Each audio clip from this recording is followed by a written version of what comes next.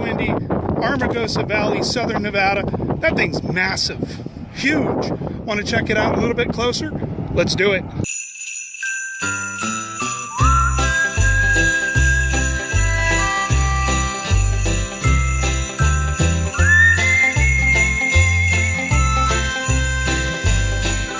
Alright, so yeah, the backside of Firecracker is not so impressive.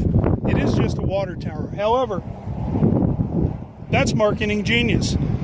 That's roadside attraction. That's awesome.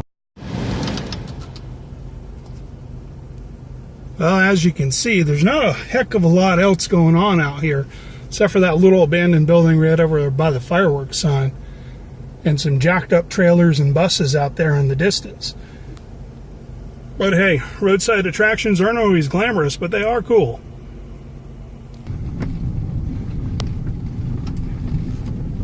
So if you're looking for some fireworks and you're around Alamo, Nevada, there you go.